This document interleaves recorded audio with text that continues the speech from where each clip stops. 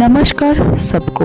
Inborn भैगाबन का और एक न्यू ब्लॉग में आप सबका स्वागत करती हूँ। हम लोग आज स्टे किए हैं उर्गम वैली। पिछले रात को हम लोग उर्गम वैली पहुँच गए थे।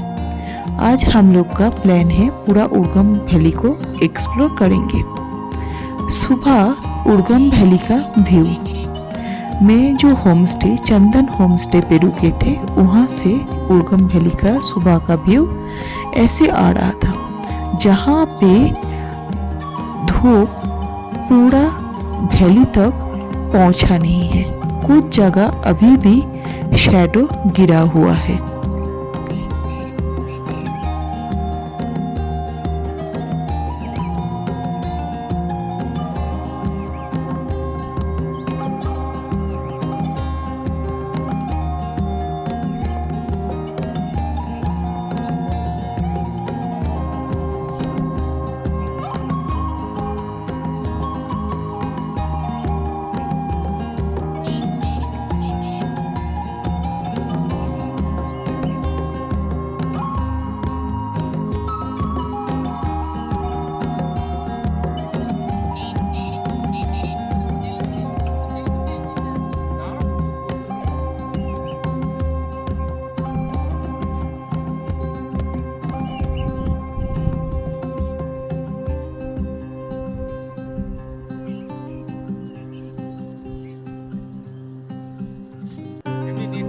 होमस्टे का सामने बच्चे लोग खेलने लगे।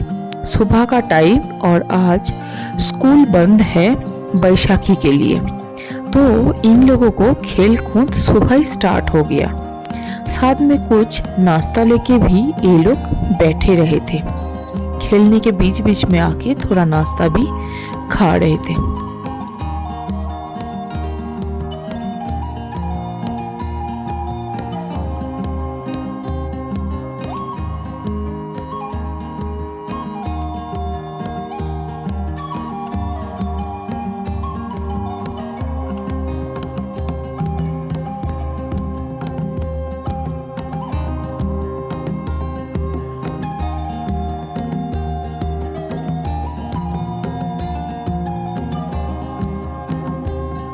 हम लोगों को प्लान था थोड़ा सुबह में गांव का व्यू देखने के साथ साथ कल्पेश्वर मंदिर में पूजा देके आएंगे और झरने के साइड में बैठ के हम लोग आज नाश्ता भी करेंगे और झरना का आवाज और पानी के साथ खेलते रहेंगे।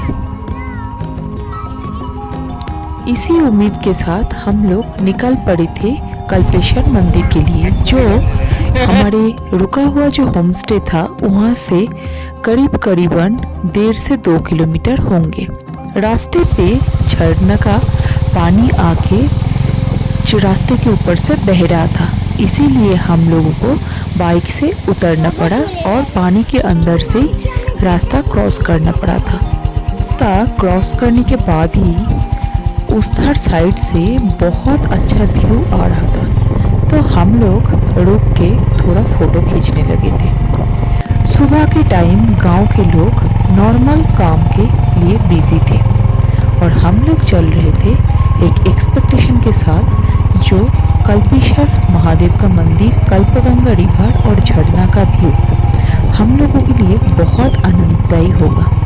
2 साइड से गेहूं का खेती होके रखा था, उसके बीच से गांव का जो मेन सड़क वो सीधा चला गया था कल्पेश्वर महादेव तक। हम लोग देखते देखते ही पहुंच गया वो ग्रीन ट्रेल तक, जहां से आपको बिल्कुल सीधा मंदिर के पास बहते हुए झरना को देखने मिलेगा।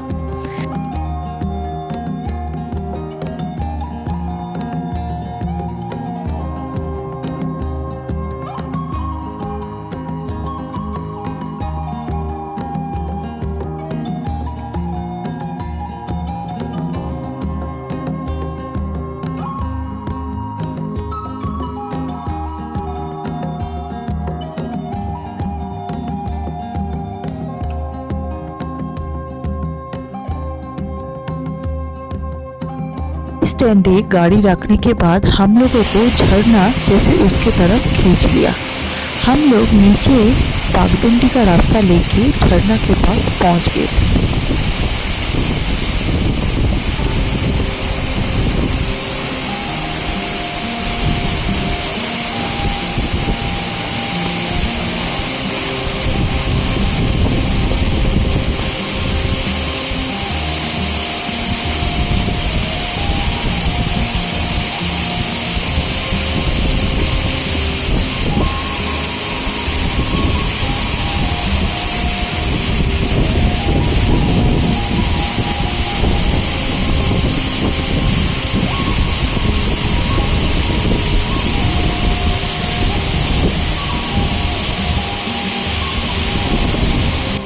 ये हो गया झरना और ये हो गया कल्पगंगा रिवर। झरना का पानी नीचे बहने के बाद कल्पगंगा रिवर के साथ मिलित होके एक साथ धौलीगंगा में मिलते हैं। कल्पेश्वर महादेव से लौटने का टाइम देवग्राम स्टार्ट होने का पहले पहले एक मोड़ आते हैं, जहां से नीचे कल्पगंगा रिवर का और दूरे बद्री नारायण के मंदिर के स्नो कैप्ड माउंटेन का व्यू सबसे अच्छा दिखने लगते हैं। लौटने का टाइम वही झोड़ा के पास आए थे जिनके पानी रास्ते के ऊपर से बह रहे थे। यहाँ पे आके कौशिक ने हमारा गाड़ी धोने का निर्णय लिया। गाड़ी में ज़्यादा प्यार है तो इसीलिए ये सारे काम बीच बीच में रास्ते पे हम लोग करते रहते हैं।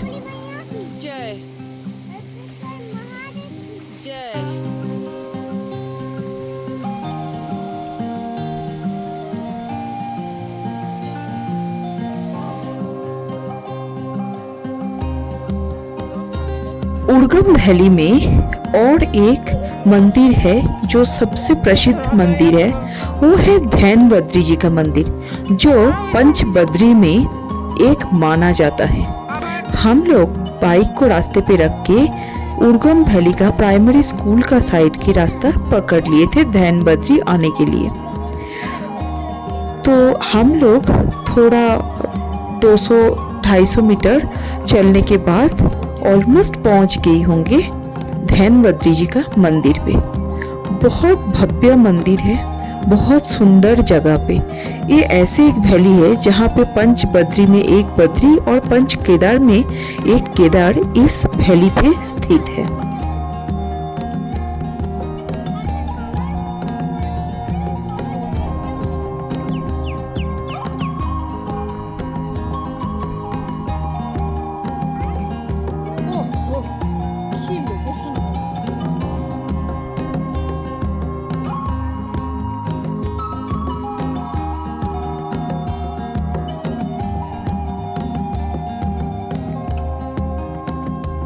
मंदिर में एंटर करने के बाद पहले बायां हाथ पे जो एक छोटा मंदिर दिखाई देगा, ये है हनुमान जी का। पंचमुखी हनुमान जी का मूर्ति यहाँ स्थापित है और उसका बिल्कुल ऑपोजिट में ये है धैन बद्री का मंदिर। धैन बद्री का मंदिर के बाहर से गेट से बद्री जी के लिए एक फोटो खींचे थे, ये वाला अंदर वाला फोटो, और अंदर से बद्री जी वहाँ पे बैठ के दरवाजा खोलने के बाद जो वैली दिखते हैं उसका व्यू आप लोगों को दिखा रही है।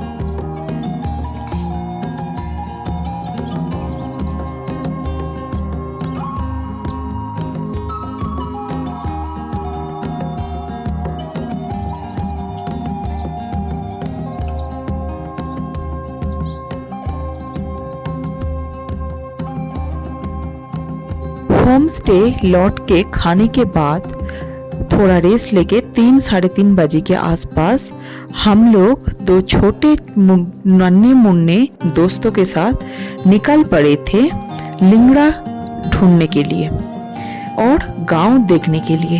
ये लोग बहुत अच्छा से गांव का हर एक चीज हम लोगों को दिखा रहे थे। छोटे हैं बट गांव के लिए काफी ज्यादा नॉलेज भी रखते हैं।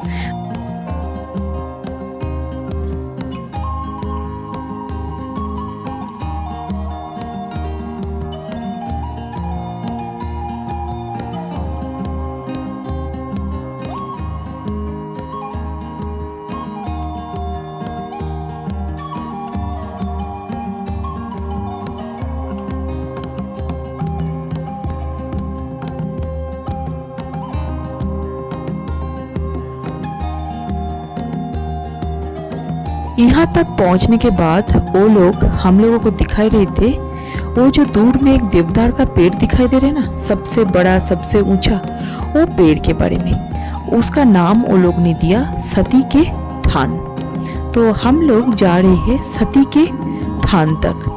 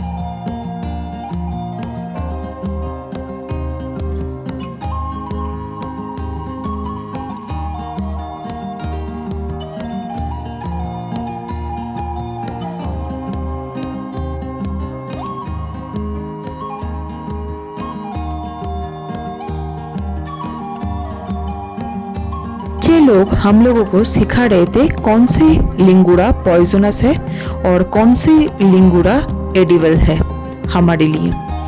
तो ये ज्ञान प्राप्ति के बाद हम लोग भी कोशिश कर रहे थे थोड़ा बहुत तोड़ ले और ढूंढ ले और इन लोगों को मदद भी करें। उसके साथ साथ छोटी भी यही काम में लगा है।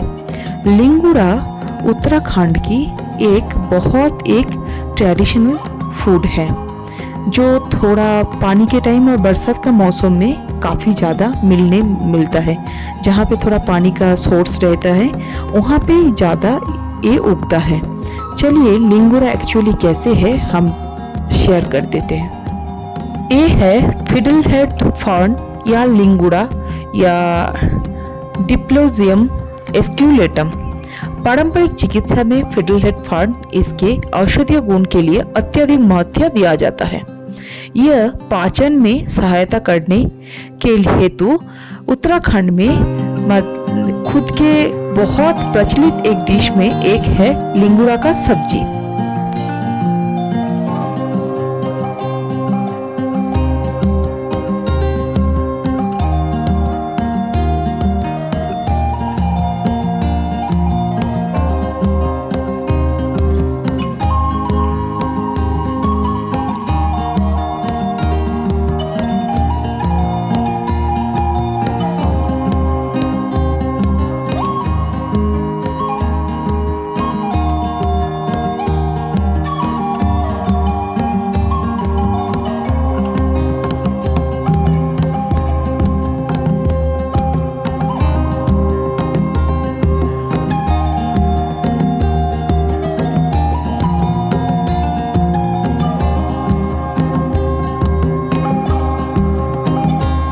इतना खूबसूरत वैली देख के कोई विश्वास नहीं करेगा जो आज से कई सौ साल पुराने 3-4 पीढ़ी का पुराने इसी वैली पे एक बहुत बड़ा एवलांचेस आए थे और उसमें 360-50 मंदिर से ओनली 3-4 मंदिर ही बच के रह गया था।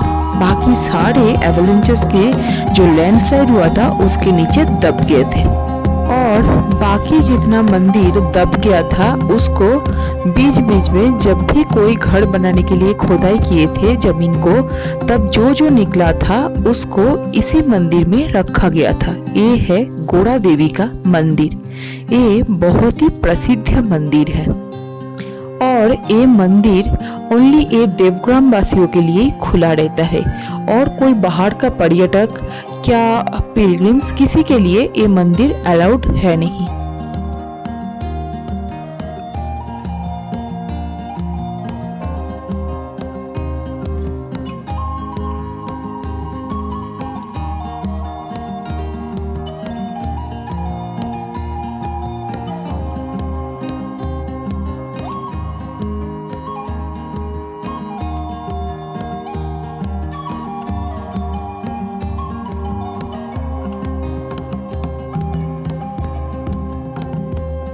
शाम होने लगा और हम लोग काफी ज्यादा लिंगुड़े इकट्ठे कर लिया, तो हम लोग घर के तरफ चलने लगा। घर मतलब हमारी उर्गम वैली में वो होम स्टे ही हमारा घर है, तो होम स्टे के तरफ चलने लगे थे।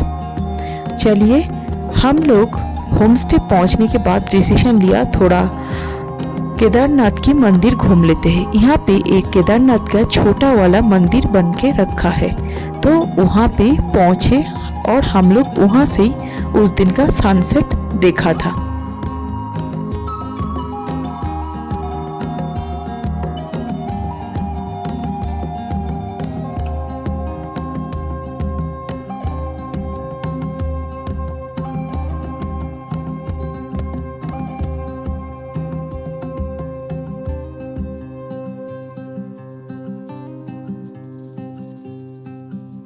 सूर्यास्त होने के बाद हम लोग पहुंच गए थे हमारा होम स्टे का मालिक का रसोई घर पे। भाभी ने चाय परोसे थे और रात का खाना बना रहे थे। पूरा उत्तराखंड का स्टाइल पे उन्होंने चाल, दाल और लिंगुड़े के सब्जी बना रहे थे। हम लोग जब भी कहीं इंटीरियर उत्तराखंड होम स्टे में जाती हूँ उनके खाना ही प्रेफर करती हूँ। हमारे सहुरे आदत उनको डालने के लिए मजबूर नहीं करते हैं, वो जैसे खाते हैं जैसे परोसते हैं उसके साथ उनको प्यार लेके हम लोग लौटते हैं। तो इस बार भी भाभी इतना प्यारे से खाना बनाया हम लोगों के लिए और वो परोसा भी है।